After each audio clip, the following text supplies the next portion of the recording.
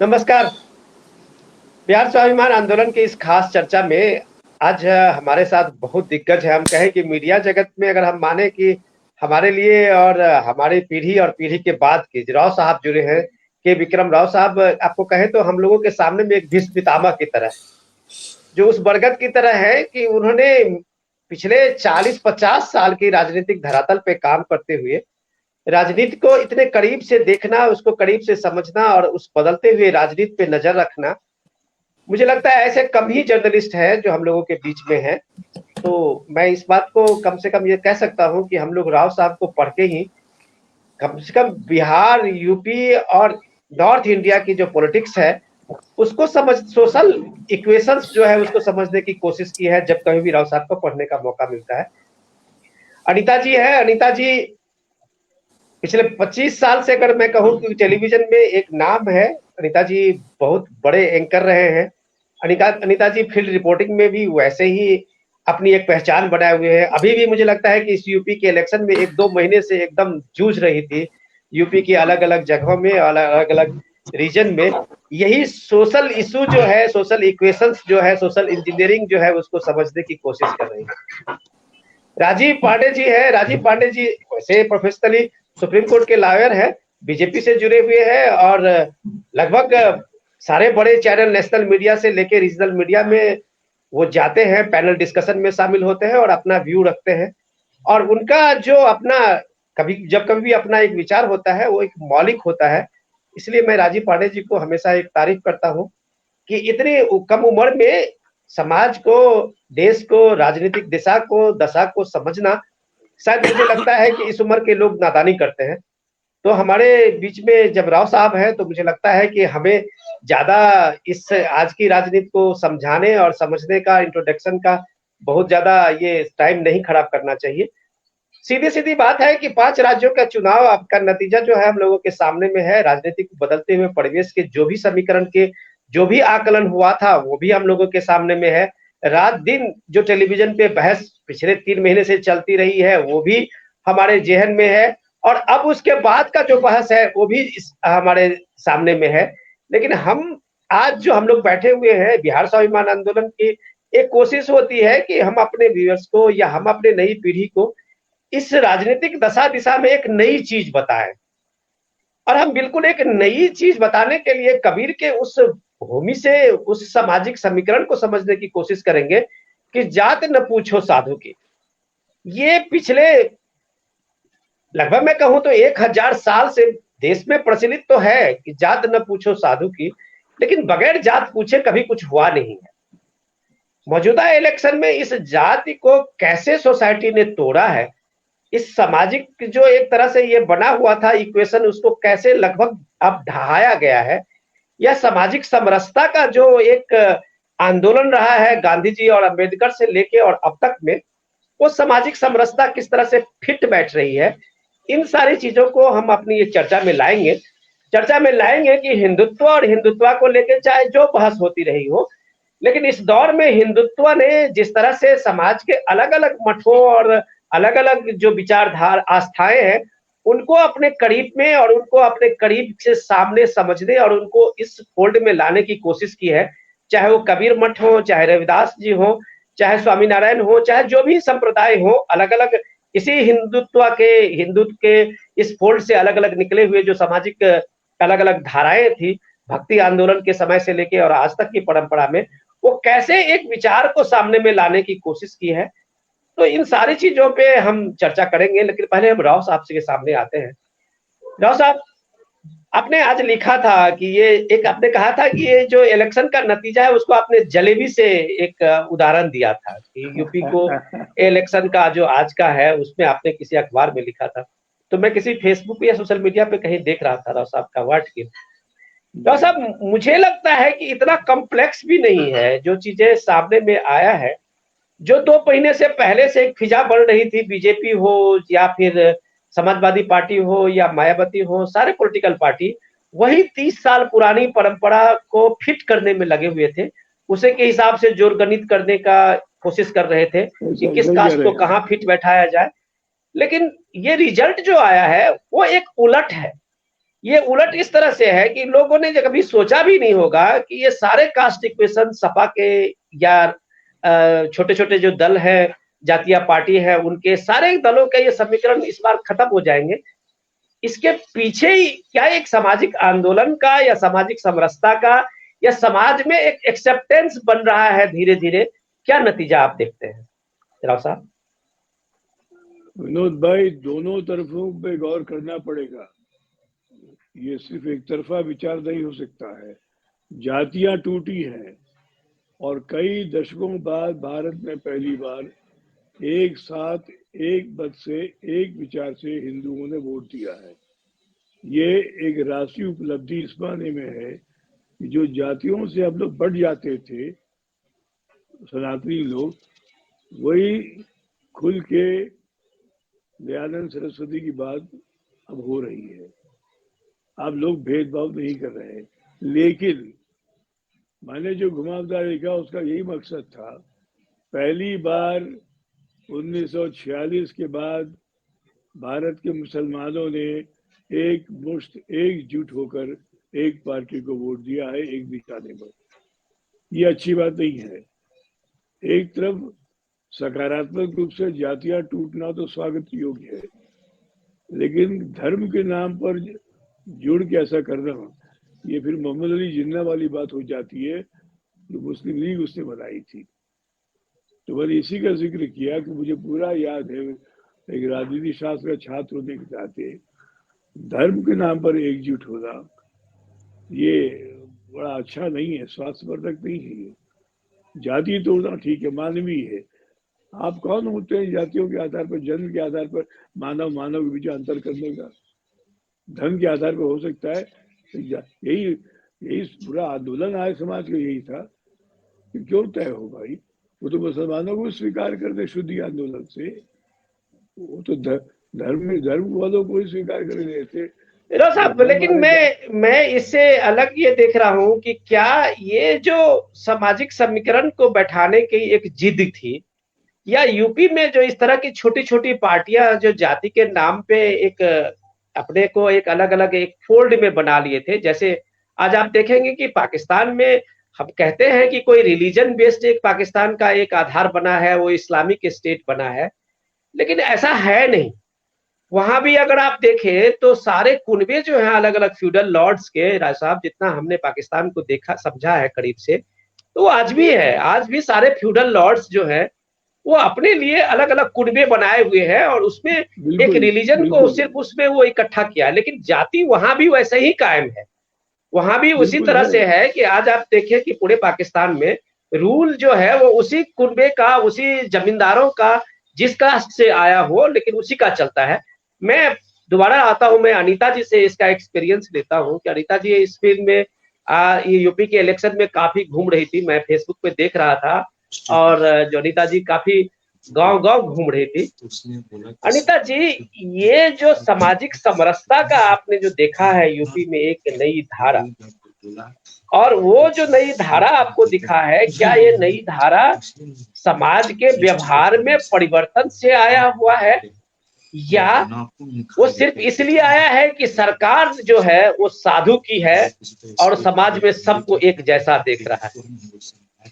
देखिए, इसको मैं इस तरह से लूंगी कि इस बार जब चुनाव की बात आई और वोटिंग की बात आई तो लोग जाति से ऊपर उठ गए, कहीं कहीं पे धर्म से ऊपर भी उठकर हम लोगों को बात करते हुए हमने देखा। भले वो वोट में कन्वर्ट नहीं हो पाया उस तरह से, लेकिन जाति कहीं पे भी नजर नहीं आ रहा था। वजह जो थी, एक तो ये भी कह सकते हैं कि सरकार सबको एक नजरिए से देखती है, क्योंकि जब जो पॉलिसीज हैं, जो बेनिफिशियरी पॉलिसीज हैं, जो अंतिम व्यक्ति तक पहुंचाने की एक मंशा जो इस सरकार की है, वो बिल्कुल नजर आ रहा था कास्ट क्रीड और जो कम्युनलिज्म है उससे ऊपर उठ के।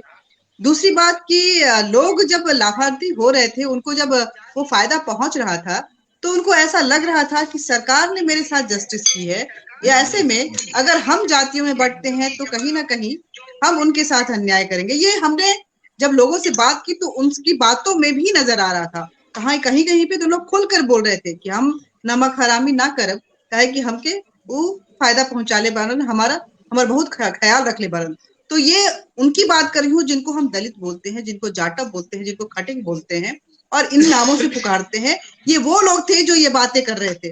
तो ये अगर उस अंतिम व्यक्ति में ये भावना आती है कि मेरी सरकार, मेरे जो सत्ता में है वो मेरा ख्याल रख रही है, तो वो अपना जात भूल जाता है। यही वजह है कि आप देखेंगे कि बहन मायावती जी कहीं भी नजर नहीं आए, क्योंकि ये जो जाटव वोट, खटिक वोट और दलित वोट हम जिसको बोलते हैं, एससी वोट जिसको बोलते हैं, वो बिल्कुल, अगर खासकर उत्तर प्रदेश की अगर हम बात करें तो वो मायावती का इंक्लाइंड वोट था, वो उनकी तरफ लुढ़का हुआ वोट था, लेकिन वो उनकी तरफ नहीं गया क्योंकि उसको लगा कि मायावती के समय में हमारे जाति की बात होती थी लेकिन वो फायदा नहीं पहुंचा था। लेकिन आज भले उस जाति की बातें नहीं होती है, लेकिन हमारे को प्रधानमंत्री आवास योजना के तहत हमको शहरों में अगर है तो 2.5 लाख, गांव में है तो 2.5 लाख, शहर में है तो 3.5 लाख का वो अमाउंट मिला है। और महिलाएं खुश थी कि वो जो पैसे आ रहे हैं उनके अकाउंट में आ रहे हैं, तो वो बड़ी खुश थी कि हमारे अकाउंट में आता है और हमारे अकाउंट से घर बनता है। तो ये जो कैलकुलेशन था वो कहीं ना कहीं कामयाब रही सरकार ये मैसेज देने में कि हम जाति में नहीं विकास में विश्वास रखते हैं। उनको जो ई श्रम कार्ड जो बना रही थी सरकार, उसके थ्रू जो पैसे मिल रहे थे, वहां भी कोई जाति और धर्म की बात नहीं हो रही थी। जो उसके कैटेगरी में आते थे उनको ये फायदा पहुंच रहा था। वैसे ही किसान योजना के तहत अनिता जी, मैं एक बार एक इंट्रोडक्शन में फिर एक बार राजीव पांडे जी को आप पास आता हूँ, उसके बाद हम यही चीजों से जाना चाहेंगे, क्योंकि आपने जितना योजनाओं को पहली बार आप एक तरह से ये बता रही थी कि जो लोगों ने इस बार जो है वो रिटर्न गिफ्ट दिया है बीजेपी को, खास करके योगी मोदी के उन चीजों को कि आपने हमें जिस तरह संभाला तो हम आपको रिटर्न गिफ्ट दे रहे हैं। पांडे जी, मुझे ये बता, राजीव जी, मैं आपसे जानना चाहूंगा कि ये सिर्फ अगर आप ये देखें कि ये भ्रम जो लोगों का है कि लोग इस बात को पॉलिटिकल पार्टीज, कई पार्टीज मान लेते हैं कि ये एंटी इनकम्बेंसी का जो आपका एक बोगी है उसको कोई पॉलिटिकल पार्टी इस तरह से ढो नहीं पाएगी, तो वो पूरा का पूरा ये जोड़ उनका ये रहता है कि हम एंटी इनकम्बेंसी को ज्यादा से ज्यादा प्रचार करके बगैर किसी पॉलिटिकल एजेंडे का हम इलेक्शन जीत पाएंगे। तो ये भी एक साबित हुआ इस 5 राज्यों के चुनाव में कि एंटी इनकम्बेंसी हर जगह इतना कामयाब नहीं होता है। प्रो इनकम्बेंसी भी एक चीज है जो इंडिया में कई स्टेट ने दिखाया है। लेकिन मेरा सीधा आपसे सवाल ये है कि बेनिफिशियरी तो इट्स ओके, क्या आपको लगता है कि ये सारी चीजें इसलिए ये नया सामाजिक समीकरण बना है क्योंकि सरकार की योजनाएं जो है वो सीधे आम लोगों के बीच पहुंची है, या फिर सामाजिक समरसता के लिए समाज भी इस तरह का एक मुहिम किया है कि अब समाज में अनटचेबिलिटी नहीं है, अब समाज में इस तरह की चीजें नहीं हो रही है कि लोग किसी दलित को या किसी ओबीसी को अपने घर में बुलाएं तो उसको सम्मान से बैठने की जगह नहीं दे, वो उनकी जट बनी है। तो ये एक्सेप्टेंस जो है वो समाज ने उनको बनाया है, इसमें सरकार की बहुत भूमिका नहीं होती है। तो क्या ये बदलते हुए सामाजिक समीकरण को भी हम देख सकते हैं? सभी को प्रणाम। और देखिए विनोद जी, जो अभी अनीता जी कह रही थी, वो जो सरकार का जो काम है वो इलेक्टोरल डिविडेंड में आपने देखा है कि जिस सरकार ने जो काम किया है, जिन लोगों तक कभी भी कोई सरकार पहुंची ही नहीं, वो अब सरकार वहां पहुंच रही है। और जो भी सरकार ये काम कर रही है जो प्रो पीपल है, तो उसका इम्पैक्ट आपको इलेक्शन में दिखता है। लेकिन आज हम भारतीय स्वाभिमान आंदोलन के मंच पर हैं। मैं तो पूरे इलेक्शन के दौरान कम से कम 150 से 200 बार टीवी पर भारतीय जनता पार्टी के कामों के और सरकार के कामों की बात की है, तो मैं आज उससे थोड़ा हट करके बात करना चाहता हूँ। 2 बातें हैं। देखिए, इस देश में जाति व्यवस्था और उसमें जो गलतियां थी उसको उपयोग करके बहुत लोगों ने उसका फायदा उठाया है। लेकिन क्या उन लोगों ने उसको हटाने के लिए या उस जो डिस्क्रिमिनेशन था उसको कम करने के लिए काम किया है कि नहीं किया है, ये देखना पड़ेगा। मेरा ऐसा मानना है कि अगर आप देखें तो रेडिकल थॉट्स रहे हैं दोनों तरफ से। अगर मैं विक्रम राव जी की जो बात है मैं उस पर बाद में आऊंगा, क्योंकि उन्होंने एक बहुत सही बात कही है जो ये सभी लोग मिस कर रहे हैं। मैं उस पर भी 1 मिनट बोलूंगा कि जैसे महाराष्ट्र में आप देखिए, वहां ब्लैक पैंथर था, उन्होंने रेडिकल बातें की जाति व्यवस्था को ध्वस्त करने के लिए। बिल्कुल उससे भी फायदा हुआ, मेरा तो ये मानना है, क्योंकि हर चीज में फायदा और नुकसान दोनों होते हैं, लेकिन उसमें थोड़ी सी वैमनस्यता भी आती थी। हुआ यूं कि पिछले कुछ वर्षों से जो संगठन काम कर रहे हैं उन्होंने समरसता की बात की है। मैं नाम लेना चाहता हूं, राष्ट्रीय स्वयंसेवक संघ का एक संगठन है समरसता मंच। उसमें पहले एक आदमी के अंदर यह आना चाहिए कि जाति व्यवस्था जो है वो देश के लिए सबसे गलत चीज है। अगर हम देश को आगे ले जाना चाहते हैं, अगर हम किसी राज्य को आगे ले जाना चाहते हैं, तो जाति व्यवस्था से बात नहीं बनेगी। अगर आपने डिस्क्रिमिनेशन किया तो एक पांडे जी, नहीं, मैं एक बीच में सवाल लाना चाह रहा हूँ, इसलिए कि ये तो ठीक है, आइडियोलॉजिकली हम इस बात को बहुत तरीके से डिस्कस करते हैं, और आप लगातार जो है इलेक्शन के दौरान में टीवी पे पैनल में आप अपनी बात रख रहे थे। मेरा सीधा सवाल है, क्या आप इतने कॉन्फिडेंट में आपकी पार्टी थी जो उनको लग रहा था कि ये जाति व्यवस्था हमारे कामों के हिसाब से टूट जाएगी, या सामाजिक समरसता का जो हमने काम किया है उसके हिसाब से हमको वो डिविडेंड की बात आप जो कह रहे हैं वो हमको मिलेगा? मैं एक पूरा सवाल कर अपना ये कर लूं, आप आज जो पूरे संजय निषाद को आप देख लीजिए, उनके परिवार में एक एमपी, एक एमएलए, एक एमएलसी, सिर्फ एक परिवार को आपने दिया, एक परिवार ने लिया है इस दम पे कि हम पूरे निषाद को आप इसके पार्टी का आपको ये वोट कराएंगे। तो मैं अपनी बात पूरी कर लूं पांडे जी, क्या ये पार्टियों में ये कॉन्फिडेंस है कि जाति के बदले अगर हमने काम किया है तो हमको ये सब चीजों को छोड़ना चाहिए? अब बताइए। विनोद जी, आप कंप्लीटली डिस्कशन को डिफरेंट डायरेक्शन में मत ले जाइए। देखिए, हर कम्युनिटी में पहले एक परिवार आता है, फिर जब वो परिवार धीरे धीरे दूसरा निषाद खड़ा होगा। आपने पॉलिटिकल डिबेट की तरफ मुझे मत ले जाइए। आज अगर एक परिवार से लालू यादव जी के परिवार में 5 MP MLA थे यादव, आज दूसरे यादव है, वो कह रहे हैं हम क्यों नहीं। वो समय आएगा, आप ना जो आपके घर में हुआ वो नीचे तक जाने में समय लगेगा। देखिए, ये बड़ा नुएंस डिबेट है, मेरी बातों को रखने की अगर बीच में बोलेंगे तो उसका फ्लो टूटता है, कोई फायदा होगा नहीं। मैं जो बात कह रहा हूं निषाद को हम डिस्कस करने के लिए यहाँ नहीं बैठे हैं। मेरा क्या कहना है विनोद जी, कि जब ये कन्फ्लिक्टिंग होता था तो जो समरसता का जो काम हुआ, जैसे आपको डॉक्टर मुंजे को पढ़ना पड़ेगा, वीर सावरकर को पढ़ना पड़ेगा कि उन्होंने जाति व्यवस्था तोड़ने के लिए क्या काम किया, उन्होंने क्या कहा। लेकिन उससे भी ज्यादा जो काम हुआ वो धीरे धीरे जब जो लोग कहने लगे कि देश को अगर हमको आगे ले जाना है तो हमको इसको इरेडिकेट करना पड़ेगा, जो अनटचेबिलिटी है। आज के डेट में मैं इतना कहना चाह रहा हूं कि देश में कोई भी व्यक्ति किसी से मिलने पर और किसी के साथ संबंध बनाने पर या दोस्ती करने पर या काम करने पर जाति कंसिडरेशन में नहीं है। और जो लोग भी इसको कंसिडरेशन में रख रहे हैं वो देश का अहित कर रहे हैं, समाज का अहित कर रहे हैं। तो मेरा मानना है जो सरकार काम करती है वो रिलीजन न्यूट्रल काम करती है, कास्ट न्यूट्रल काम करती है। और पर्टिकुलरली जब से पिछले 10, 15, 20 सालों से, मैं केवल एक सरकार की बात नहीं कर रहा हूं, लोगों को यह समझ में आ गया। और जो सबसे बड़ी जो सामाजिक चेंज हुआ है मिश्रा जी, मैं आपका ध्यान उधर आकृष्ट करना चाहूंगा कि एक जमाने में जिस चीज को लेकर के लोग गर्व की अनुभूति करते थे, देखो मैं ये हूं, ये मेरी कास्ट है और मैं ऐसे बिहेव करता हूं, अब उन लोगों को शर्म आने लगी है कि जब आप कोई जातिगत आधार बात करेंगे तो 4 आंखें आपकी तरफ उठेंगी और आपको लगेगा कि मैंने कुछ गलत काम किया है। ये पांडे जी, ठीक है, मैं आपके बदलाव को समझा, मैं आपके बदलाव को इतना तो ये नहीं है कि हम इस चीज को नहीं, मैं आपकी बात दोबारा आता हूँ, राव साहब के पास। मेरी बात तो आप कंप्लीट होने दीजिए, मैं खत्म कर रहा था। दूसरी बात जो विक्रम राव जी ने कहा, मेरा ये मानना है सामाजिक बदलाव है और सभी पार्टियां, सभी संगठन इसमें काम करते हैं। पहली बात, अभी जो विक्रम राव जी ने जो कहा वो लार्जर क्वेश्चन है कि क्या इस देश में सेपरेट इलेक्टोरेट की बात होगी। जो यूपी में हुआ है, उन्होंने एक बड़े मुद्दे को उठाया है, वो आज इस प्रोग्राम के लिए नहीं है, लेकिन क्या एक पूरा का पूरा ब्लॉक वो डिसाइड कर सकता है कि हमको काम से कोई लेना देना नहीं है, हम काम कोई भी करे हम वोट नहीं देंगे।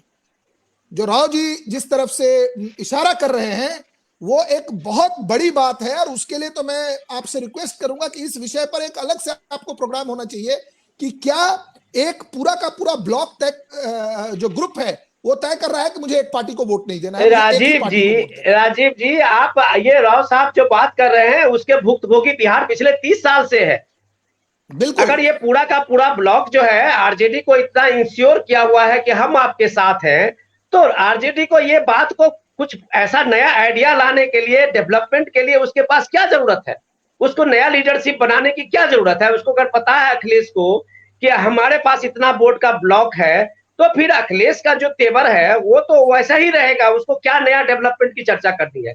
ये बहस तो इंडिया में चलती रहेगी। राजीव जी, मैं राव साहब आपके पास आता हूँ सीधा। मेरा ये मैंने देखा है इस बार जो सबसे अचंभित करने चीजें थी वुमेन्स को लेके, महिलाओं को लेके, मेरा अगर जहां तक मैं अगर अपने इस डेटा में सही हूं तो मुझे लगता है 30-32 साल के बाद मणिपुर में राव साहब पहली बार जो है एक स्टेबल गवर्नमेंट के लिए पूरी मेजोरिटी बीजेपी को मिली है। ऐसा कभी होता नहीं था इन स्टेट में। नॉर्थ ईस्ट रीजन की बात बता रहा हूँ राव साहब। और उस रीजन में हमेशा ऐसे ही हंग असेंबली होती थी और फिर हाउस ट्रेडिंग का एक पुराना एक रिकॉर्ड रहा है। खूब पैसे चलते थे वहां पे, फिर असेंबली बनती थी और उसमें लगभग हर पार्टियां अपनी अपनी तरफ से पूरे दाव लगाती थी। लेकिन इस बार क्या हुआ कि इस बार जब देखा है कि महिलाएं वहां सबसे ज्यादा वोटर्स हैं पुरुषों से, और महिलाएं खुल के उतरी हैं जलसों में, जुलूसों में, वोटिंग टर्नआउट में। और ये जो गेम चेंजर महिलाएं ने की है, वो यूपी हो या मणिपुर हो, महिलाएं ने एक व्यवस्था को बदलने में अपनी जबरदस्त भूमिका अदा की है। मैं अनीता से मुस्कुरा रही हैं, लेकिन राव साहब मैं आपको जानना चाहूंगा कि ये महिलाएं जो इस तरह से एम्पावर्ड हुई हैं और महिलाएं जो राजनीतिक डिस्कोर्स में, पॉलिटिकल डिस्कोर्स से लेके अपने को शामिल कर रही हैं, तो क्या गेम चेंजर महिलाओं के हाथ में है क्या? विनोद भाई, इसके 3 बिंदुओं पर गौर करना पड़ेगा इस मुद्दे पर। पहली बात, जो मणिपुर के संदर्भ में मैं आपको याद दिला दूं, भारत के इतिहास की एक त्रासदी रही है कि पूर्वोत्तर को भारतीय सेना से शासित किया जा रहा था, न कि लोकतांत्रिक तरीके से। ये नेहरू के समय से चला रहा था, भारतीय सेना ही समाधान करती थी पूर्वोत्तर में। सबसे पहला भारतीय जो गया वहां, जिसे बगावत की, राम मनोहर लोहिया, उसने जाके वहां मणिपुर की जेल में गया, वो सीएम की अरुणाचल की जेल में रहा और नेहरू को चुनौती दी लोहिया ने कि पूर्वोत्तर भी भारत का हिस्सा है, तो उपेक्षा कर रहे हो। ये बैकग्राउंड है।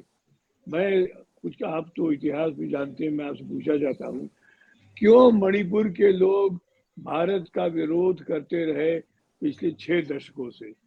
कभी किसी ने गौर किया?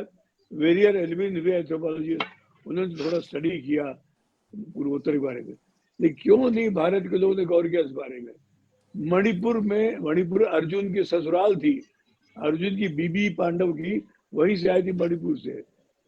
क्यों मणिपुर के क्षत्रिय लोग भारत से अलग होना चाहते थे? किसने गौर किया? संसद ने गौर किया इस बारे में। अभी जो हुआ है पिछले 5 साल से या 1 दशक से, वो अच्छी बात हुई है। यही आप आसाम ले लीजिए, सोनोवाल ये लोग आने से सुधार हुआ है भाई। विश्व शर्मा मेरी से निजी मुलाकात लोग से, मैं जानता हूँ चीजों को। पहली बार वो लोग अपने को भारतीय मान रहे हैं। आपको याद होगा कर्नाटक में असमियों को मार के भगा दिया था, बेचारे लौट आए थे ट्रेन पकड़ के। तो इस संदर्भ में आपको देखना होगा चुनाव के साथ। ये पहली बात है। दूसरा, इनकी महिलाएं केरला की तरह पूर्वोत्तर में, विनोद भाई, ये मेट्रिलिनियल सोसाइटी है, ये मातृ प्रधान है, या माता को महत्व है। जो केरला में महत्व, यहाँ पे महत्व, पता नहीं को केरला से कि बीच का कैसे छूट गई। महिलाओं की इज्जत मणिपुर से केरला के बीच में क्यों नहीं हो पाई? ये सीता और ये द्रौपदी, इन सब के इलाके में, ये भी गौरतलब बात है। लोगों को सोचना पड़ेगा, सामाजिक संगठनों को, क्यों महिला की उपेक्षा हो, क्यों जला देते हैं मिट्टी के तेल से, हिंसा क्यों होती है? इसको तोड़ा है नरेंद्र दामोदर मोदी ने पिछले 7-8 साल से। अब कैसे तोड़ा इसे? बड़े स्पष्ट तरीके से। यूपी का मुझे खुद अनुभव है। यूपी में महिलाएं वोट डालने निकलती नहीं थी, पहली बार महिलाएं निकली है। और आज जो भारतीय जनता पार्टी दावा करी जीत का, इनके आरएसएस वाले या इनके पॉलिटिक्स नहीं थे, ये महिलाओं की एक संकल्प शक्ति थी, मुस्लिम महिलाओं की और हिंदू महिलाओं की। हमें वोट देना है मुस्लिम महिला, इसलिए कि हलाला, 3 तलाक, प्रॉपर्टी में हमारी हिस्सा न होना, एक पुरुष सत्ता के खिलाफ बगावत की थी महिलाओं ने। और इसीलिए ये मोदी ने खुद अपने भाषण में कहा कि मैं मुस्लिम महिलाओं के आभार करता हूँ। कहा पब्लिकली, ये ऐसा जगह है, ये हिंदू महिलाओं ने इस प्रकार उन्होंने वोट डाला है। आज अगर यूपी में जीत हुई है, जो अखिलेश सोच नहीं पाया, वो सिर्फ मुस्लिम और इनकी सोच ज्यादा हीरो की, वो सोच नहीं पाया कि एक तीसरा तबका है, लाभार्थी का तो है ही, वो नमक नहीं खाएंगे जो बात होती है, नमक हरामी नहीं करेंगे।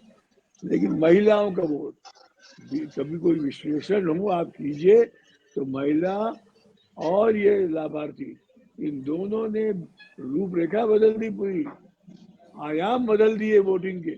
इस पे कभी लोगों को, यूनिवर्सिटीज को स्टडी करना पड़ेगा। ये दकियानूसी बना हमारा, ये वो हिंदू मुसलमान और ये यादवों को, ये बड़ी विकृत सोच है, इसको खत्म करना पड़ेगा। ये पुराने जमाने की बात हो गई है, तो ये इस पे स्टडी होना चाहिए। और ये आप जो तीसरी बात आपको बता रहा हूँ, जो पूर्वोत्तर की बात है, पूर्वोत्तर का इंटीग्रेशन अभी भी समन्वय भारत से होना है। और मैं फिर कहता हूँ, क्योंकि मोदी से मेरी अहमदाबाद से मुलाकात, मैंने देखा था इनकी कार्यशैली को, ये छोटे से छोटे आदमी को गांधी जी की तरह उपेक्षा नहीं करता है, सुझाव छोटे छोटे ला सकता है। अब इसके मन की बात को तो मजाक बना दिया था शुरू में, तो मैंने कई मोदी विरोधियों से कहा था, हमने कहा देखो तुम लोग ध्यान नहीं रहे हो, ये अगर मनमोहन सिंह करते, ये उसके पहले लोग करते, ये मन की बात बड़ा जबरदस्त है। ये अरस्तु ने शुरू किया था यूनान में, सिटी स्टेट, डायरेक्टली बात होगी सिटी स्टेट में, बड़े राज्य नहीं होते थे, शहरों की नागरिक म्यूनिसिपैलिटी की बात होती थी, ये मोदी ने स्टार्ट किया। तो इस पर लोगों को गौर करना होगा। हमारे जो बुद्धू तो नहीं कहूँगा, लेकिन अल्प ज्ञानी जो राजनेता है, ये एक नई चीज है। आप कंपेयर कीजिए कि देवेगौड़ा को और हमारे मौनी बाबा मनमोहन सिंह को, हर हफ्ते हर जगह क्यों ये इतना जाना माना नाम है मोदी, क्यों जाना माना है? क्यों डायरेक्ट कांटेक्ट हो रहा है। ये बात आप मणिपुर के संदर्भ में कह रहा हूँ, वहां भी अगर आज भाजपा आई है पावर में, तो वहां भी ओवर टाइम किया है मोदी ने पिछले 5-6 साल से, खासकर। ये हवा में बात नहीं हुई है, ये ऊपर से नहीं है, ये कोई पैराशूट से नेता नहीं उतरे हैं। राव साहब, मैं एक बार अनीता से पूछ लेता हूँ कि ये फील्ड में घूम रही थी पिछले 2 महीने से और काफी महिलाओं के बीच में थी, और पूर्वांचल से लेके, और मुझे लगता है कि अवध के रीजन में घूम रही थी अनीता जी, जब मैंने देखा। अनीता, मैं आप क्या मानूं कि ये महिलाएं जो है वो पूरे समाज में, खासकर ये जातिवादी व्यवस्था से लेके फ्यूडल लॉर्डशिप की व्यवस्था, या जो भी कह ले, तो उन सारी व्यवस्थाओं में महिलाओं ने एक बड़े गेम चेंजर की भूमिका निभाई है। और यह मैसेज है पूरे देश के लिए और सियासत के लिए कि महिलाएं रिपोर्ट कार्ड देखती हैं, वो चाहे घर में पुरुषों का हो या नेताओं का हो, रिपोर्ट कार्ड देखने में महिलाएं सबसे अव्वल है। हाँ, बिल्कुल सही कहा आपने। देखिए, इस बात से मैं आपके बात से बिल्कुल सहमत हूँ कि इस बार महिलाओं ने अहम भूमिका निभाई है किसी भी सत्ताधारी पार्टी को फिर से सत्ता में लाने के लिए, और किसी भी नई पार्टी को एक बार फिर से दोबारा सत्ता में लाने के लिए। मैं बात करूंगी उत्तर प्रदेश की और बाकी राज्यों की। तो आपने देखा कि जो राव साहब बात कर रहे थे कि मुस्लिम महिलाओं की और बाकी चीजों की, भले मुस्लिम महिलाओं को जो बेनिफिट्स मिला वो उतना ज्यादा टर्नआउट में जो वोट के रूप में है वो नहीं हो पाया, लेकिन मैं उनसे बात करी हूं और वो इस बात से इनकार भी नहीं कर पाई कि हाँ, जो काम मोदी ने हमारे हक के लिए किया है उसको इनकार नहीं किया जा सकता है। हम मोदी को वोट देंगे, भले, क्योंकि एक समीकरण होता है, सोशल इंजीनियरिंग होती है, वोट उसके हिसाब से दिए जाते हैं, तो शायद वो टर्नआउट उतना नहीं हो पाया। लेकिन पिछले बार के अपेक्षा देखें तो मुस्लिम वोटर परसेंटेज जो है वो 3 से 4% जो है वो बढ़े हैं। इसका माफ कीजिएगा 0.3% to 4% की बात मैं कर रही हूँ, इसको उसके आगे पॉइंट लगा लीजिएगा, तो वो बढ़े हैं। तो इसका मतलब कहीं ना कहीं कुछ मुस्लिम वोटर्स जो हैं वो इंक्लाइंड हुए हैं टुवर्ड्स बीजेपी, और वो मुस्लिम वोटर कभी भी उस समुदाय के मेल पक्ष नहीं है, बल्कि फीमेल ही है, जो कि खुल के जिंदगी जीना चाहती हैं, जिनको हिजाब नहीं चाहिए, जो खुलकर जीना चाहती हैं, जिनको ट्रिपल तलाक नहीं चाहिए, जो मदरसों में अपने बच्चों को नहीं पढ़ाना चाहती हैं, वो चाहती है मेन स्ट्रीम लाइन स्कूल में मेरे बच्चे जाएं, एक प्रोग्रेसिव सोसाइटी में वो पले बढ़े और पढ़ लिख कर वो आगे बढ़े, वो इस देश के इकोनॉमी में मेन स्ट्रीम सोसाइटी में अपनी भागीदारी निभाएं। उसी तरह से हम बात करें दलित महिलाओं की, दलित महिलाएं तो मैं अगर बात करूं तो मोदी के खासकर मोदी जी की मैं बात करूंगी, योगी से तो खुश थी ही, मोदी जी के इस कार्यकाल से इस जो पिछली बार की जोड़े और अभी की जोड़े, तो वो इतनी ज्यादा खुश हैं, उनको लगता है कि मोदी उनके लिए भगवान है, जो उनकी बातों को बिना बोले समझ जाता है, उनको क्या चाहिए ये मोदी जी जान जाते हैं। मैं फिर एक बार बोल रही हूँ कि उन्होंने कई बार मुझे बोला, ऐसा मैं नहीं बोल रही हूँ कि एक बार की बात है, मैं जब भी ये बात बोलती हूँ तो मुझे लोग भक्त बोलना शुरू करते हैं, लेकिन मैं पर्सनल एक्सपीरियंस बता रही हूँ, ऐसा नहीं है कि मैं किसी पार्टी के पक्ष से बोल रही हूँ। मैं जब गाँव में गई, खासकर गाँव की अगर बात करें तो महिलाएं किन किन चीजों से खुश है, ये आपको छोटी छोटी चीजें हैं लेकिन कितना मायने रखती हैं उनके लिए। गांव में सड़कें जो है उनके घर तक पहुंच गई हैं। उनका कहना है कि प्रेग्नेंट जो औरतें हैं, उनका कहना है प्रेग्नेंट हमको जब बच्चा होने वाला था तो बड़ी मुश्किलें होती थी अस्पताल, शहर में अस्पताल जाने के लिए, क्योंकि वो सड़कें इतनी खराब होती थी, गड्ढों से जब हम गुजरते थे तो कहीं ना कहीं हमारा जो हेल्थ पे उसका असर पड़ता था, कई बार मिसकरेज भी हो जाता था। लेकिन सड़कें बन गई हैं, हम जब डॉक्टर के पास जाते हैं तो अब हमको कोई मुश्किल नहीं होती है। ये एक सुविधा, ये देख समझिए कितनी छोटी बात है ये, लेकिन उस महिला के लिए कितनी बड़ी बात है जो प्रेग्नेंट है और उसके घर से शहर तक वो सड़क बन चुकी है जहां वो जा रही है, और उसको उन तकलीफों का, उन उबड़ खाबड़ सड़कों में उन गड्ढों का सामना नहीं करना पड़ रहा है, जिसकी वजह से कभी उसका मिसकरेज होता था तो कभी उसके और भी जो हेल्थ पे उसका असर पड़ता था, जिस पेन से वो गुजरती थी वो नहीं गुजर रही है, जो डर उसको समाया रहता था वो डर अब चला गया है। ये छोटी सी बात है। दूसरी बात, लॉ एंड ऑर्डर में आपको बता दें कि जितनी पॉलिसीज हैं उसको लेकर के डाटा सरकार तैयार करती है, लेकिन लॉ एंड ऑर्डर को लेकर के जो डाटा तैयार होता है वो सिर्फ और सिर्फ जनता तैयार करती है। और महिलाओं को जब ये सुकून था कि हम बेखौफ घूम सकते हैं, अब हमको कोई छेड़ता है नहीं है, जो छेड़ता है अगर उसके खिलाफ हम अगर कंप्लेन करते हैं तो उस पर कार्रवाई होती है। तो इसको ये सिर्फ महिलाएं खुश नहीं हो रही थी, रिपोर्ट कार्ड उस लॉ एंड ऑर्डर को लेकर के कि हम बसों में जाते हैं तो हम निश्चिंत होकर जा रहे हैं, हम एक कस्बे से दूसरे कस्बे में कामकाज के लिए जा सकते हैं। तो ये बातें, ये रिपोर्ट कार्ड महिलाएं बना रही थी, लेकिन उस पे मुहर जो है, उस पे सहमति जो है पुरुषों का भी लग रहा था, क्योंकि मेरी बेटी अगर जा रही है कहीं बाहर और मैं असुरक्षित महसूस कर रही हूँ कि पता नहीं बाहर गई है, 7 बज गया है, अंधेरा होने को है, मेरी बेटी नहीं वापस आई है, तो पता नहीं उसके साथ क्या हो जाएगा। आप बिहार के उस दौर को याद कीजिए, आप तो अच्छी तरह जानते होंगे विनोद सर कि किस तरह से हम लोग जिंदगी गुजारे हुए हैं, कि घरों से बाहर निकलना खासकर बेटियों के लिए तो 5 बजे के बाद मुश्किल हो ही गया था, हम लोग नहीं निकलते थे, नहीं निकलने दिया जाता था। लेकिन नीतीश सरकार ने कुछ नहीं किया, न शिक्षा में उन्होंने कोई बहुत बड़ा काम किया है, न डेवलपमेंट में इतना तीर मारा है। उन्होंने सिर्फ किया कि लड़कियों को 12 बजे रात तक स्कूटी चलाकर आइसक्रीम पार्लर में जाके वो आइसक्रीम खाती है। ये सुरक्षा जो है वो उत्तर प्रदेश, जो कि माफियाओं का गुंडा राज था, लड़कियां उठा ली जाती थी आए दिन सड़कों पे खुला। हमने तो कितनी रिपोर्टिंग की हुई है कि आज हाईवे पे उसके पति के सामने उस महिला की ग्रुप जो है सामूहिक बलात्कार कर दिया गया। क्या ये रिपोर्ट हम लोग नहीं किए हुए हैं? लेकिन आज वो खबरें नहीं आ रही हैं और माँ भी खुश है कि मेरी बेटी अगर गई है तो निश्चिंत होकर, बाप को दिल को सुकून है कि ठीक है हम इसको पढ़ने भेज सकते हैं, क्योंकि ये गई है तो वहां पे इसको कुछ तकलीफ नहीं होने वाली है, इसको कोई परेशानी नहीं झेलना है, और भाई भी निश्चिंत है कि इसके लिए हमको मारा पीटी नहीं करना पड़ेगा, कोई खून खराबा नहीं होने वाला है। तो ये रिपोर्ट कार्ड बना रही थी लेकिन मुहर पूरे परिवार की लग रही थी, और ये रिपोर्ट कार्ड इतना कामयाब रहा कि 273 सीटों में कन्वर्ट हुआ है। ये बहुत अच्छा अनिता जी, हम लोगों ने तो ये मैं कह रहा हूँ, हम तो यहाँ दिल्ली में बैठ के चीजें समझ रहे थे, सुन रहे थे, आप तो अपना कम से कम एक एक्सपीरियंस को बताया है।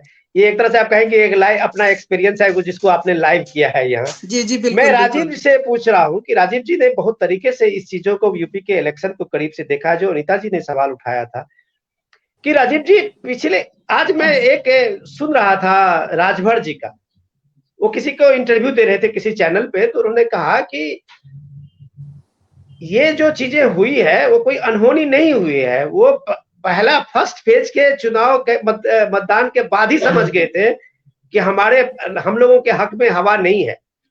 तो फिर रिपोर्टर ने पूछा, जब आप समझ रहे थे तो फिर आप इस तरह से हवा क्यों बना रहे थे? तो बोला, यार अगर हम राजनीति में हैं और हवा भी ना बनाए तो फिर हम राजनीति कर क्यों रहे थे? लेकिन हम फर्स्ट फेज ने हमको बता दिया था कि हम कहीं नहीं है। ये बात आज राजभर कह रहे थे उसको, मैंने अपने मीडिया के अपने इसमें पहले रिएक्शन में। राजीव जी, मैं ये जानना चाह रहा हूं कि आज के दौर में जो इलेक्शन है वो कितना टफ हो गया है। टफ मैं इसलिए कह रहा हूं कि सोशल मीडिया के दौर में जो नैरेटिव्स गढ़े जा रहे हैं, वो नैरेटिव्स ऐसे गढ़ा जाता है कि फर्स्ट फेज सेकंड फेज में तो इस तरह का नैरेटिव गढ़ा गया कि लगा कि पूरे के पूरे इस रीजन से बीजेपी खत्म हो गई है। हवा ऐसी लहर है कि पूरे हवा चल पड़ी है सपा के सपोर्ट में। ये माहौल को मैं इसलिए कह रहा हूं कि नैरेटिव्स जो बना लखीमपुर खीरी के बारे में, पिछले 5 महीने से ये लखीमपुर खीरी का ऐसा माहौल था, इसे लग रहा था कि पूरे किसानों के साथ में एक बड़ा अन्याय हुआ है। लखीमपुर खीरी क्लीन स्वीप हुआ है, एक भी सीटें किसी सपा बसपा किसी को नहीं मिली है। ये एक नैरेटिव्स का जवाब था। दूसरा, मैं आपके साथ में ये भी जोड़ना चाहूंगा कि राजीव जी 30-40 साल से यूपी में मनुवाद को लेके एक बड़ा सा एक स्लोगन होता था और उस स्लोगन पे भी कई इलेक्शन लड़े गए। जबकि मैं देखा हूं कि मैं लोग मनुवाद को किस तरह से नैरेटिव्स में लाए, लेफ्ट लिबरल का जो एक अपना नैरेटिव्स रहा है, कि आज भी अगर मैं कहीं पढ़ रहा था कि मनुवाद तो कितने हजारों साल मनु की एक कल्पना रही थी मानव सभ्यता के विकास के साथ, कि आज भी रिलीजन कोई भी हो, लड़कियां ही आती हैं लड़के के घर, लड़के नहीं जाते हैं किसी रिलीजन में कि वो किसी लड़की के घर में जाके वो बस गए। ये मनु का ही था। तो उसको जिस तरह से नैरेटिव्स में लाया गया, जिस तरह से चीजें को समाज में उसको बनाया गया और समाज का विद्वेष फैलाया गया, क्या आपको लगता है कि इस बार का इलेक्शन इन सारे नैरेटिव्स और इन सारे चीजों का एक जवाब था? राजीव जी देखिए विनोद जी, एक सबसे जो बड़ी बात है ना कि एक बहुत ही ये मतलब जिस प्रकार से चाहे वो जर्नलिस्ट हो या जिस प्रकार से जो इंटेलेक्चुअल्स सो कॉल्ड है, उन्होंने जिस प्रकार से साइड लेना शुरू किया कि हमको इस सरकार को गिराना है या हमको लाना है। एक्चुअली जर्नलिस्ट हो या जो ओपिनियन मेकर्स, उनका काम है कि सभी सही बातों को समाज के बीच में ले जाना। लेकिन आपने देखा होगा कि बहुत सारे लोग केवल सरकार के खिलाफ बात कर रहे थे। और जो अभी चौधरी मैडम ने जो कहा वो इतना सही है कि देखिए अब जो है ना डिलीवरी का जमाना है। 2 बातें हैं चुनाव में, आपको 2 बातें, या अगर आप डिलीवर नहीं कर पा रहे हैं, आप कितना भी नैरेटिव बना लीजिए, सारे जर्नलिस्ट जो है यूट्यूबर है उन सबको खरीद करके पॉकेट में रख लीजिए और फिर भी आप चुनाव हारेंगे। जो अभी दिख रहा है कि सपा को जो वोट भी मिला है उसके पीछे कुछ और कारण है कि 19-20% लोगों ने तय कर लिया था कि हमको इन्हीं को वोट देना है, इसलिए उनके वोट परसेंटेज बढ़े हैं जो सपा के साथ नहीं था। लेकिन जो आप हमारे समाज की बात कर रहे हैं कि समाज में ये क्यों सामंजस्य बैठ रहा है, उसके पीछे मुझे 2-3 बातें लगती है कि झूठ से काम चलने वाला नहीं। लखीमपुर खीरी और हाथरस, जिस डिबेट में जाइए ये 2 लाइन आती थी। देखिए हाथरस हो या लखीमपुर खीरी, जिन लोगों ने गलत काम किया वो सब जेल के भीतर है और उनको सजा मिलेगी।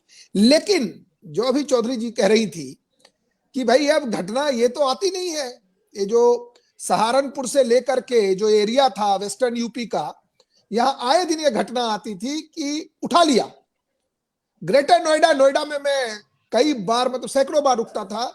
शाम को 5 बजे के बाद वो कार के पीछे आगे मोटरसाइकिल वाले डांस शुरू कर देते थे और कार छीन करके चले जाते थे।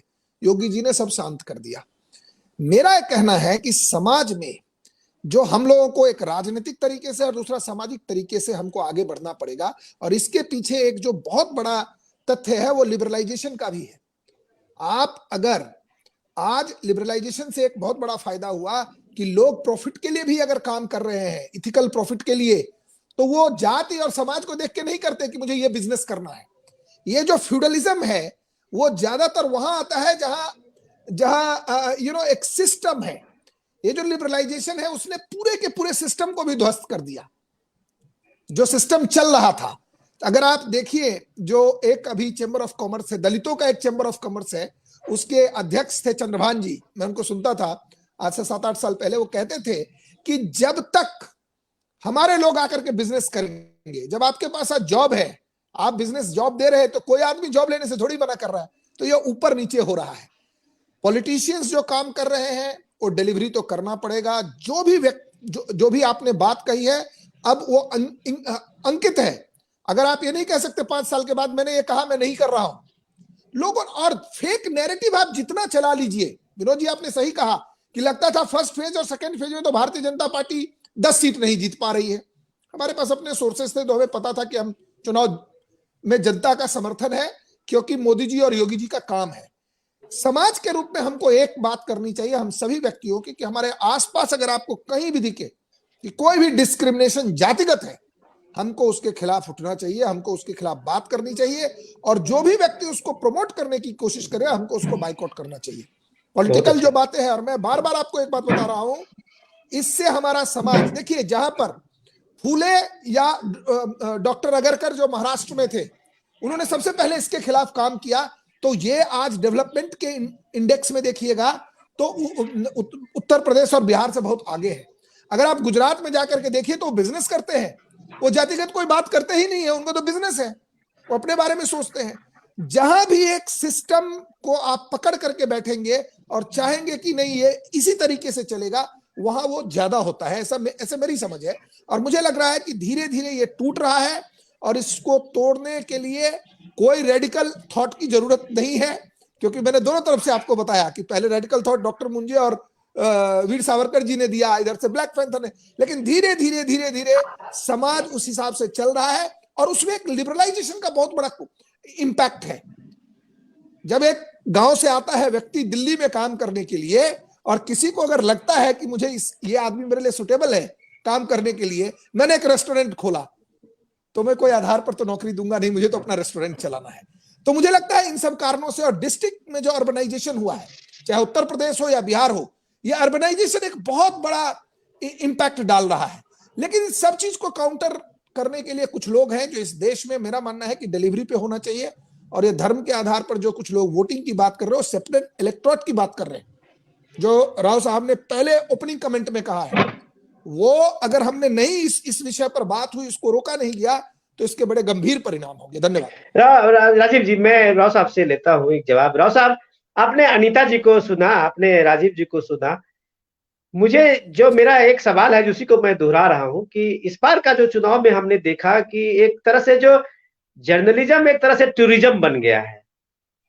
आप राव साहब, आप जो है पिछले 50 साल से, तो मुझे लगता है कि आपने इलेक्शन को कवर किया है, और इस देश के लोहिया जी से लेके, दीनदयाल उपाध्याय से लेके आज नरेंद्र मोदी तक का इलेक्शन के सारे चीजों को आपने करीब से देखा है।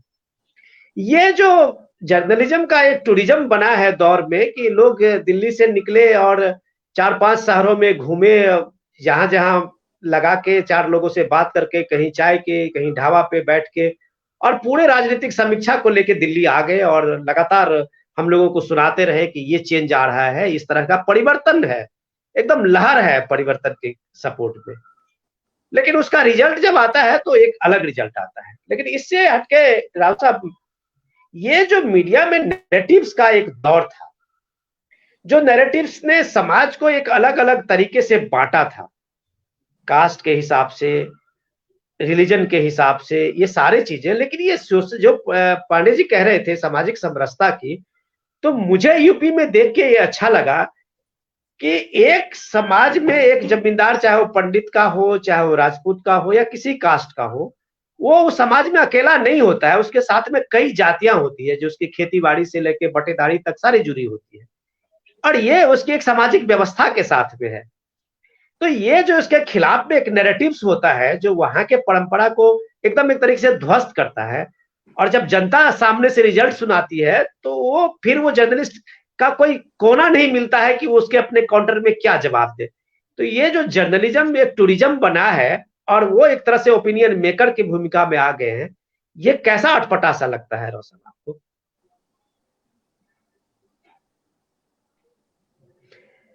राव साहब के आवाज शायद म्यूट हो गई है। आपने हमारे बहुत कमजोर नस को छुआ है विनोद भाई। आ रही मेरी आवाज? हाँ जी, आ रही है। ये कमजोर ना। आज अगर आपने जो मेरा पोस्ट पढ़ा है, आप बता रहे थे, उसका आखिरी पैरा पढ़िएगा, उसमें यही मैंने जिक्र किया है। जी जी, मैं वही से कह रहा हूँ। पिछले 5-6 महीने से एक नया ग्रुप तैयार हो गया है सोशल मीडिया में, और वो कौन उसके पीछे ये कहने की जरूरत नहीं है। ये केवल छोटे छोटे वीडियो जो 10-15 हजार तक लोगों की सोच से देख सकते हैं, उनके लिए है। और इन लोगों ने जब शुरू किया था कि पहले दूसरे तीसरे चरण में उत्तर प्रदेश में भाजपा का सुपड़ा साफ हो गया है, ये शब्द इस्तेमाल किया था, सुपड़ा साफ हो गया है। अब चूंकि हमारा संगठन है इंडियन फेडरेशन वर्किंग जर्नलिस्ट, मैं प्रेसिडेंट हूँ उसका भी, तो उसमें तो 70 साल पुराना है। हर जिले में भारत के हम लोग हैं, हमारा बिहार में भी हम लोग हैं। तो वहाँ हमने संपर्क किया अपने मित्रों से, ये इतना बड़ा झूठ कैसे पास हो रहा है भाई, कैसे चल रहा है, ये कौन क्या ये हमारे पत्रकार रिपोर्टर थे, वहां बूथ पे खड़े थे, जो कह सुपड़ा साफ हो गया है। कुछ तो गौर करो, कैसे अचानक लंतरानी मारोगे इस तरह। तो कई लोगों ने सहारनपुर से, मुजफ्फरनगर से, मेरठ से, नोएडा से मुझे बताया, साहब ये लखनऊ में बैठे कुछ लोग मैन्युफैक्चर कर रहे हैं और वही इसको टेलीकास्ट ब्रॉडकास्ट कर रहे हैं, हम लोग कैसे रोक पाएंगे। जब से काल्पनिक चीजें होनी है, सिर्फ सोचना है, करना कुछ नहीं है, डेटा देना नहीं है। और क्या हुआ, आप परसों के अखबारों में देख लीजिए, जो पहला दूसरा तीसरा चरण की जो वोटिंग आया है, क्लियर है। हर जगह 3-4, जहां बीजेपी घटी है तो 3-4% से, वरना बड़ा मुश्किल हुआ है ये दो लड़कों को वोट बटोरना। ये डॉक्यूमेंट है। अब तो कोई झूठ। यही मैंने आज लिखा था कि कुछ लोगों ने मीडिया का दुरुपयोग किया, और मैं जानता हूँ लोग व्यक्तिगत रूप से उनकी विचारधारा क्या है, वह भी नहीं, पिछले 30-40 साल से वो यही तोड़ मरोड़ कर रहे हैं। वो ये शुरुआत हुई थी सबसे पहले जब आचार्य कृपलानी वर्सेस कृष्णबेन का इलेक्शन हुआ था 1962 में, 67 में नॉर्थ बॉम्बे में, तब से तोड़ मरोड़ चल रही है, मीडिया का दुरुपयोग चल रहा है। मैंने पूरा लिखा है इस बारे में। खैर यहाँ मुझे आपसे संक्षेप में यही कहना है कि ये मीडिया के बारे में इसका नियंत्रण इसका रास्ता नहीं है, जो मोदी सरकार करी मैं सहमत नहीं हूँ। आप जितना दबाएंगे, मीडिया रबड़ की गेंद की तरह है विनोद भाई, जितना दबाओगे उतना उछलेगा। मैं और बीजी वर्गीज कश्मीर गए थे, उदाहरण बता रहा हूँ आपको। वहां अचानक कश्मीरी पत्रकारों ने कहा अब 300 लाशें कुपवारा में पड़ी है, मार डाला लोगों को पुलिस ने। ये बात कर रहा हूँ मैं 1989-90 की। बीजी वर्गीज बड़े अच्छे पत्रकार रहे, बहुत बड़े वहां एडिटर रहे, तो बहुत बढ़िया बात की बीजी वर्गीज थे। बुलाया वो वहाँ, वो डीजीपी जो उनके थे दिल्ली के थे, उनसे कहा इनको आप हेलीकॉप्टर दे दीजिए और कहिए जो 50-60 पत्रकार है, 4-5 लोग हेलीकॉप्टर बैठ के जाए और देख के आ जाए कि कितनी लाशें पड़ी है, आप कह दीजिए। और वेद मारवा थे जो पुलिस कमिश्नर थे पहले दिल्ली के, वेद मारवा, फिर कश्मीर में गए, बहुत बढ़िया से जिंदा कहा वेद मारवा खोल के ये हेलीकॉप्टर है, आप लोग जाके देख आइए।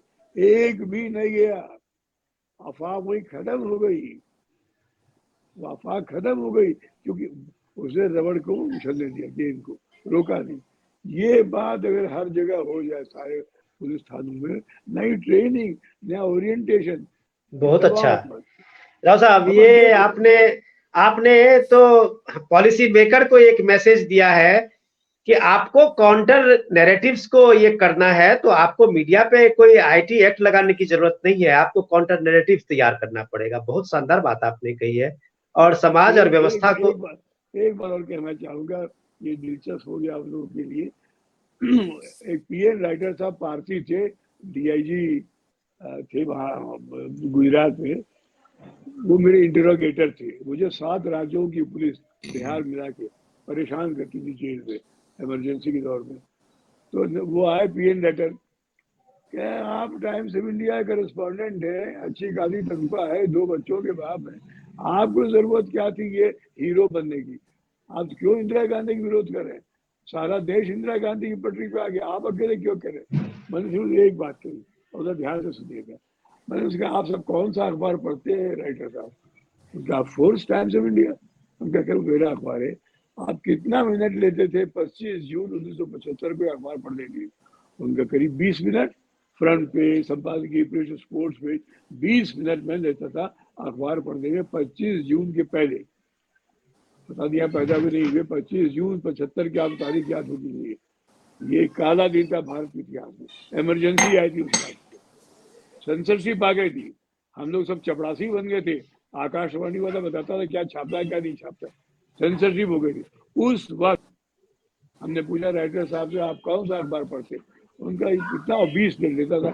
अगर 25 जून के बाद उनका ये 8 मिनट, अब मैं आपके पाठक के नाते 12 मिनट वापस लौटाने जेल आया हूँ। वाह आपको अधिकार मिले जानने का क्या है। बस वो बिना मुझे परेशान के, बिना हाथ मोड़े, जो बिहार पुलिस मुझे करती थी, हाथ मोड़ती थी, तंग करती थी, वो चले गए, छोड़ चले गए। पढ़े लिखे थे, IPS थे, समझ लो ये तो कोई बुद्धि वाला कह रहा। यही मैं आपको कह रहा हूँ, आज भी अगर पुलिस ट्रेनिंग में मैं IPS में सिलेक्ट हो गया था विज्ञानी, इसीलिए IAS से फेल हो गया था, मेरी इच्छा नहीं थी। वही खान साहब जब रामचंद्र खान मुझे बिहार में गिरफ्तार किया, बिहार में ये भी उसी मेरे दौर के उस जमाने में। खैर, मुझे आपसे ये कहना है, ये आप अपने माध्यम से, आप नागरिक लोग, प्रबुद्ध नागरिक, जब तक प्रचार नहीं करेंगे, छुपाओ मत, दबाओ मत। बहुत बढ़िया, छुपाओ मत, दबाओ मत, ये आदर्श के साथ में मैं राव साहब एक बार और आता हूँ आपके पास। एक बार मैं अनीता को इस चीज से लेना चाहूंगा कि अनीता, आप मीडिया में 25-30 साल से हैं, कि राव साहब ने जो एक आदर्श वाक्य कही है वो क्या कमाल की बात कही है। लेकिन मैं पहले जो इस पे जोड़ रहा था, तो मैं यूपी में एक चीज देखा कि इस बार एक बहुत अनहोनी चीज हो रही थी प्रियंका गांधी की तरफ से, लड़की हूँ लड़ सकती हूँ। और मुझे लगता है कि प्रियंका गांधी ने सबसे ज्यादा महिलाओं को इस बार टिकट भी दी थी, 160 या 70 मुझे लगता है कि ज्यादा महिलाओं को कांग्रेस की टिकट मिली है। आज जब मैं डेटा देख रहा था तो उसमें कांग्रेस के 397 से ज्यादा कैंडिडेट की जमानत जब्त हो गई है। तो क्या महिलाओं ने प्रियंका गांधी के इस लड़की हूँ लड़ सकती हूँ पे कोई भरोसा नहीं किया? वो इसलिए कि उनको लगा कि ये होलो स्लोगन है प्रियंका गांधी का, जबकि सड़क पे लड़ते हुए अखिलेश से ज्यादा पूरे इस दौर में, इलेक्शन के दौर में प्रियंका ही दिखी थी जितना हम लोगों ने देखा। अखिलेश पूरे कोरोना काल से लेके और लास्ट तक में ट्विटर पे ही एक्टिव थे। तो प्रियंका के इतने एक्टिव होने के बाद भी, लड़की हूँ लड़ सकती हूँ के बाद भी, महिलाओं को सपोर्ट क्यों नहीं मिला? देखिए, हम स्लोगन दे के सपोर्ट नहीं, महिलाएं भी तो समझदार हैं। आप महिला हूँ, लड़की हूँ लड़ सकती हूँ, मतलब उसके नाम पे महिलाएं कहीं भी चली जाएंगी, ऐसा तो नहीं होगा ना। जो कैंडिडेट खड़े किए थे उन्होंने, वो कितनी लायक थी और जनता से उनका 1-to-1 कनेक्शन कितना था, ये भी देखना होगा। चुनाव जो है वो जनता और नेता के बीच में एक क्लोज संवाद होता है। जब तक आपके दिल के रिश्ते नहीं बनते हैं, तब तक आप या तो फिर ऐसी हवा हो जो मोदी लहर कहते हैं हम लोग, वो हो, या फिर आपके रिश्ते इतने अच्छे बन जाएं कि आपको कोई और उसके सामने कुछ नजर ही नहीं है, आपका व्यवहार नजर आए। भले आप फर्स्ट टाइमर हो, लेकिन आपका व्यवहार इतना अच्छा है कि लोगों को ट्रस्ट हो कि ये मेरे लिए आएगी तो जरूर कुछ काम करेगी। क्या उनकी वो कैंडिडेट्स जितनी थी, क्योंकि जो महिला घूम घूम के ये स्लोगन दे रही थी कि लड़की हूँ लड़ सकती हूँ, वो चुनाव नहीं लड़ रही थी। बहुत अच्छा। तो वो चुनाव नहीं लड़ रही थी, और जो चुनाव लड़ रही थी वो नजर नहीं आ रही थी। तो ये एक कंफ्यूजन वाली स्थिति थी। धरातल पे जो चुनाव लड़ रही थी वो नजर नहीं आ रही थी, और जो नजर आ रही थी वो चुनाव नहीं लड़ रही थी। जनता अहोपोह में थी। महिला वोटर्स को आपने जो संबोधित किया, तो मैं बोलना चाहूंगी कि आज की महिला सिर्फ महिला के नाम पे बह जाना ऐसा नहीं सोचती है।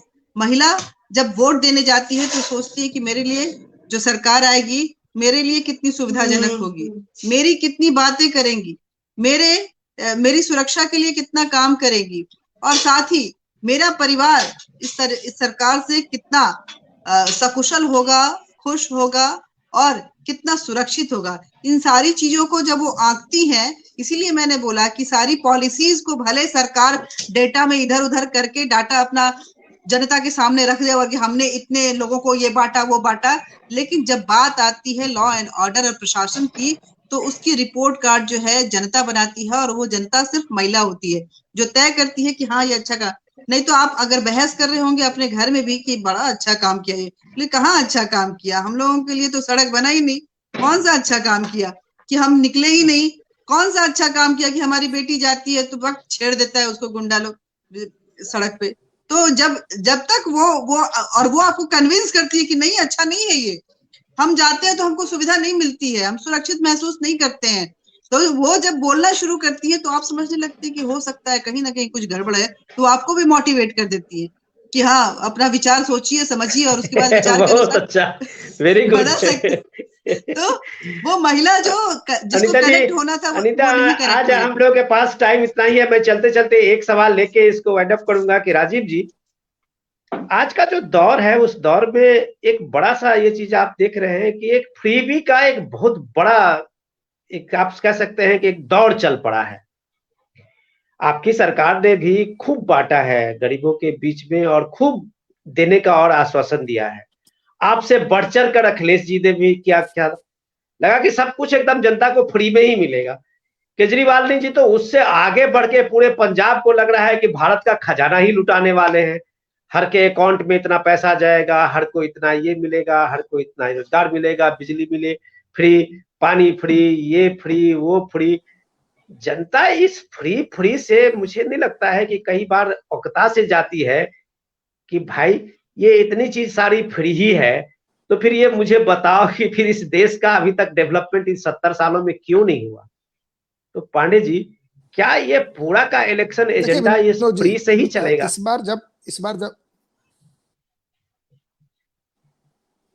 बिल्कुल नहीं, जहां तक मैंने देखा है कि जनता इससे प्रभावित नहीं होती है। इस बार का जो बजट आया तो सब लोगों ने कहा कि ये इतना इलेक्शन के नजदीक ये बजट आया, लेकिन ये बजट लोक लुभावन बजट नहीं था, क्योंकि देश में मोदी जी ने तय किया है कि देश को डेवलपमेंटल पाथ पर ले जाना है। चुनाव जीतने के लिए केवल बजट का इस्तेमाल, ये आप सारे न्यूज़पेपर की हेडलाइन थी, विक्रम राव जी तो देखते ही होंगे सारे कि ये लोक लुभावन, लोगों को लग रहा था कुछ होगा। जहां तक बात है ना, आपको एक देखना पड़ेगा, फ्रीबीज में और एफर्मेटिव एक्शन में अंतर होता है। फ्रीबीज है कि मैं गैस का कनेक्शन फ्री में देना, बिजली का कनेक्शन ले जाकर के फ्री में देना कि आप इसका उपभोग करिए, वो एफर्मेटिव एक्शन है। किसानों को जो 6000 जनधन अकाउंट में जा रहा है एफर्मेटिव एक्शन है। लेकिन कह देना आप कुछ मत करो, आप घर में बैठे रहो और हम हर महीने आपको पैसा देंगे, जो न्याय स्कीम था राहुल गांधी का कि हम 72,000 रुपया सालाना आपको देंगे, जनता ने कहा ये तो झूठ बोल रहा है, कहां से आएगा हर आदमी के लिए 72,000 रुपया, बताइए। तो आपको डिफरेंशिएट करना पड़ेगा कि एफर्मेटिव एक्शन क्या है। एफर्मेटिव एक्शन है कि आप लोगों के एजुकेशन पर जो सरकार काम कर रही है, और जहां तक ये बात है जो कोरोना के कारण से 80 करोड़ लोगों के घर में, आप देखिए इतना बड़ा देश है, इतनी बड़ी त्रासदी थी, उसमें हिंदुस्तान में कोई भी व्यक्ति नहीं कह सकता कि एक भी मृत्यु भूख से हुई। कितने दिन क्या परेशानी थी। अगर आप लैंसेट की रिपोर्ट को हम मान लेते हैं सही, तो उन्होंने कहा है कि पूरी दुनिया में जितना रिपोर्टेड डेथ है उसका 3 गुना हुआ है और इंडिया में 5 गुना हुआ है। लैंसेट का मैं नहीं कर रहा, मेरे हिसाब से तो रिपोर्टिंग ठीक है। तो 5-25 लाख होता, 8 टाइम्स 40 लाख होता है इंडिया में लैंसेट की रिपोर्ट, और अमेरिका में 33 लाख। आबादी देखिए, वहां पर है 32 करोड़, यहां है 138 करोड़, 139 करोड़। तो क्या है ना कि जो एफर्मेटिव एक्शन को आप फ्रीबीज में मत जोड़िए। कहीं भी भारतीय जनता पार्टी की सरकार ने नहीं कहा, नहीं तो आप अभी बजट का टाइम था, सरकार उस हिसाब से बजट बना सकती थी। और एफर्मेटिव एक्शन है, जैसे महिलाओं को अगर सशक्तिकरण के लिए कोई सरकार काम करती है, छोड़ दीजिए किस पार्टी की करती है, तो मैं उसका इसलिए समर्थन करता हूं कि जब महिला सशक्तिकरण होगा तो देश तेजी से डेवलपमेंटल पाथ पर जाएगा। तो फ्रीबीज में और एफर्मेटिव एक्शन में रिजर्वेशन है, जिसको रिजर्वेशन जो आर्थिक आधार हो या जातिगत आधार के कारण से पिछड़े हैं, उनको रिजर्वेशन देना है, उसको आगे ले जाना है, बराबरी पर लाना है। बहुत लोग इसका विरोध भी करते हैं, लेकिन वो एफर्मेटिव एक्शन में आता है। और इसमें संविधान सभा में बहस हुई और कैसे कि क्यों शेड्यूल कास्ट शेड्यूल ट्राइब को रिजर्वेशन मिलना चाहिए, ये एफर्मेटिव एक्शन में आता है, और घूस देना अलग है। 72,000 रुपया, बताइए 72,000 कहां से आएगा, कौन दे सकता चलो है राजीव जी, 72,000? आपका लॉजिक बहुत ये एक तो है कन्विंसिंग लगा मुझे, और एक तरह से बहुत अच्छा भी लगा कि अगर आज आप देखिए कि राव साहब मैं आप ही के पास आ रहा हूँ, कि आज राव साहब मैं आप ही के पास आ रहा हूँ कि ये बात आपकी बात को मैं थोड़ा सा जोड़ रहा हूँ कि पंजाब जो है, अगर आप कहें कि डिफिसिट में पूरे देश में सबसे राज्य से ज्यादा उसका ये है। अगर आप जी। देखें कि वहां पे कम से कम पावर का जो है, इलेक्ट्रिसिटी बोर्ड जो है, उसमें हर साल का कम से कम 12,000 करोड़ का डिफिसिट है। इतने कर्ज में डूबा हुआ पंजाब को आज अगर जो केजरीवाल की गारंटी है, तो उसके गारंटी के हिसाब से केजरीवाल जी को कम से कम 3 से 4 लाख करोड़ रुपए पंजाब के लिए इंतजाम करने होंगे। लेकिन उनके पास ऐसा कुछ भी नहीं है मॉडल जो पंजाब के लिए एक साल में 3 से 4 लाख करोड़ रुपए का इंतजाम वो करेंगे। एनीवे, ये उनकी समस्या है और पंजाब के लोगों का वो आकांक्षा है। उनके भगवान करें और गुरु करें कि उनकी आकांक्षाएं पूरी हो। लेकिन मैं राव साहब मैं आपके पास आना चाहता हूं। आप चूंकि मीडिया के इतने सालों से आपने सेवा दी है, और मुझे लगता है कि आज के मीडिया को आपसे बहुत कुछ सीखना चाहिए। आप तो अपने आप में एक स्कूल है राव साहब। आपने बहुत बढ़िया चीजें बात कही थी। आज जो सोशल मीडिया ने एक जो टूल्स दिया है लोगों में एक्सप्रेशंस का, आइडिया का, आज कोई रुकता नहीं है। आज मैं कह रहा हूँ कि डॉक्टर साहब जितने भी टेलीविजन चैनल यहाँ नेशनल टेलीविजन चल रहे हैं, वो कहीं ना कहीं सोशल मीडिया की कॉपी कर, ये आइडिया जनरेशन जो है वो 70-80% सोशल मीडिया के तरफ से है। लोग उसमें ला रहे हैं उन सब चीजों को, और हम नेशनल मीडिया में इसको पीट रहे हैं। लेकिन ऐसा उसमें दिक्कत क्या है कि उसमें निगेटिविटी ज्यादा है, चाहे किसी भी रिलीजन से हो, किसी भी पक्ष से हो। ये जो समाज में एक तरह से जो बातें बन रही है, निगेटिविटी जो बन रही है, उसमें पढ़े लिखे लोग क्या सोशल मीडिया पे एक्टिव नहीं है, और एवरेज से एवरेज जो लोग हैं वो एक तरह से आईटी का एक बड़ा हिस्सा बन गए हैं कैंपेनिंग में। इन चीजों को किस तरह से दूर किया जा सकता है जो आपने यूपी में देखा है?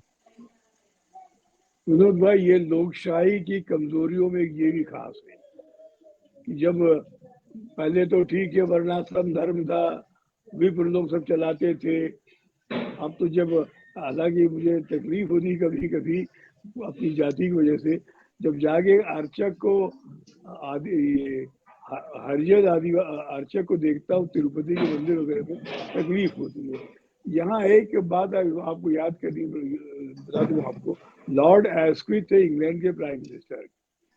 उन्होंने कहा था कि अकॉर्डिंग टू कैपेसिटी, जो मार्क्स वाली बात थी, कि आप क्यों आप जबरदस्ती किसी को हर चीज हर फल मला बना रहे हैं। शिक्षा कौन दे सकता है? जो ज्ञानी पुरुष है, अनपढ़ नहीं है। वैसे ही एक कारपेंटर बेहतर काम करेगा अगर वो ट्रेडिशनल कारपेंटर है।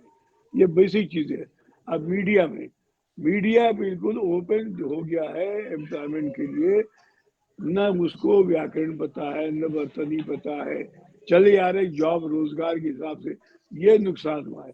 जिस प्रकार मशरूम हो गया इंस्टीट्यूट ऑफ मास कम्युनिकेशन गली गली में इस देश में, इसने बहुत नुकसान किया। हमारे यहाँ कोई मेरिट सिलेक्शन सिस्टम नहीं है। आओ करो, हर आदमी एंकर बनना चाहता है। ये बहुत बड़ा खतरा है। इसको अगर कानून के रूप से नहीं रोका गया, अब एमबीबीएस हरे को थोड़ी भर देंगे, आप इंजीनियर हरे को थोड़ी बना देंगे। आप उसकी एक टेक्निक होती है। वही चीजें हम चाहते हैं मीडिया में भी मेडिकल इंजीनियरिंग तरह बाकायदे लॉज बने, रेगुलेट हो कि हर आदमी ये काम नहीं करेगा। आपको थोड़ा बस दे दिया, कलम दे दिया, आप बन के पत्रकार। अरे भाई, मेहनत होती है, पढ़ना पड़ता है, ग्रामर पढ़ना पड़ता है, इतिहास पढ़ना पड़ता है। वरना फिर वही कहे कि रेल एक्सीडेंट कोई मर गया, उसे पूछे थे भाई आपको कैसा लग रहा है, माई कहेगी। ये कोई तरीका थोड़ी है। तो मुझे सिर्फ यहाँ ये कहना है कि मीडिया को भी एक इंडस्ट्री के रूप में थोड़ा रेगुलेट करना पड़ेगा रिक्रूटमेंट सिस्टम को।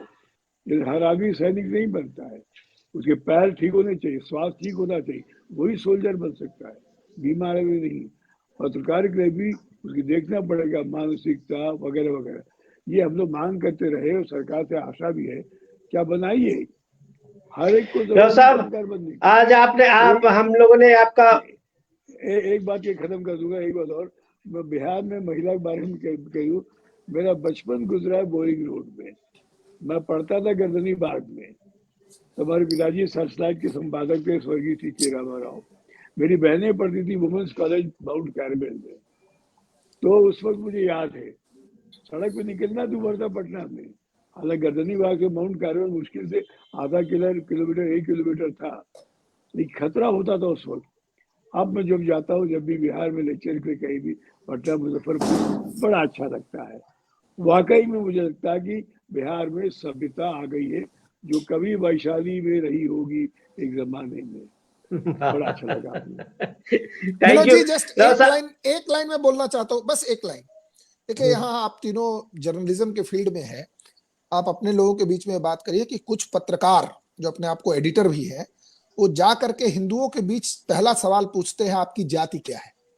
शर्म आनी चाहिए ऐसे लोगों को। और आप लोग अपने बीच में इस विषय पर जरूर बात करिए, आपकी जाति क्या है। अच्छा। जाति के आधार पर चुनाव होगा। वो पॉलिटिकल जर्नलिस्ट है, जर्नलिस्ट नहीं हो। जी, मैं आपसे अनुरोध कर रहा हूं, आप इतने सीनियर आदमी हैं कि ऐसे लोगों को डिनाउंस करिए। ये राजीव जी, मैं आप ही के बात से इसको आज के कार्यक्रम को खत्म करता हूं, क्योंकि आज आप लोगों का हमने काफी समय लिया है अपने इसके वचन के विपरीत कि हमने 1 घंटे का समय मांगा था, हमने 1 घंटे से ज्यादा आप लोगों का समय लिया है। मैं इसके लिए माफी चाहूंगा, लेकिन आप ही के बात से मैं इसको आज का खत्म करता हूं कि राजीव जी, आपने जो कहा कि सामाजिक समरसता एक दिन में नहीं आती है। सामाजिक समरसता के लिए डॉक्टर अंबेडकर ने प्रयास किए, सामाजिक समरसता के लिए गांधी जी ने प्रयास किया, सामाजिक समरसता के लिए इस देश ने पिछले 1500 सालों में कई आंदोलन देखे हैं। सामाजिक समरसता के केंद्र में लाने के लिए बनारस से भी कई इस तरह के आंदोलन चले हैं। इस सामाजिक समरसता को इस समाज ने लाया है कि राजीव जी, आज उसी हैदराबाद में आप देखें कि जिराव साहब जो बता रहे थे, मैं आपको बताऊंगा कि सामाजिक समरसता कैसे आती है कि आज पूरे यूपी में जितने मठ हैं, चाहे वो कबीर मठ हो, चाहे वो रविदास मठ हो, चाहे वो स्वामीनारायण का मठ हो, हर मठ में हर तरह के लोग जाते हैं। तो हर मंदिर में आज समाज के अंतिम व्यक्ति में अगर पढ़ा लिखा, चाहे वो हरिजन हो, दलित हो, कोई भी व्यक्ति हो, वो मंदिर का बड़ा पुजारी बनता है। तिरुपति में आप चाहिए, अभी सरकार ने 300 से ज्यादा उस हरिजन के पढ़े लिखे जो बच्चे हैं, संस्कृत के ज्ञाता हैं, वेदों के ज्ञाता हैं, वो पंडित के भूमिका में आए हैं। तो ये समाज बनाने में जिनकी भूमिका रही है, समरसता में लाने की जो भूमिका रही है, उन्होंने इस चीज को करीब से जाना है कि आप अगर जाति के रूप में स्थापित करोगे, पदस्थापित करोगे, तो समाज अभी भी उसी तरह से जात पूछेगा जो राजीव जी आप कह रहे थे। लेकिन समाज के शीर्ष पे अगर निम्न जाति के लोग अपनी योग्यता से पहुंचेंगे तो समाज उसका आदर करेगा और सामाजिक समरसता बनेगी। आप सारे लोगों का बहुत बहुत धन्यवाद। हम फिर एक बार इस चर्चा को आगे बढ़ाएंगे और ये लगातार बढ़ाने की जरूरत है। नमस्कार। नमस्कार। Thank you sir.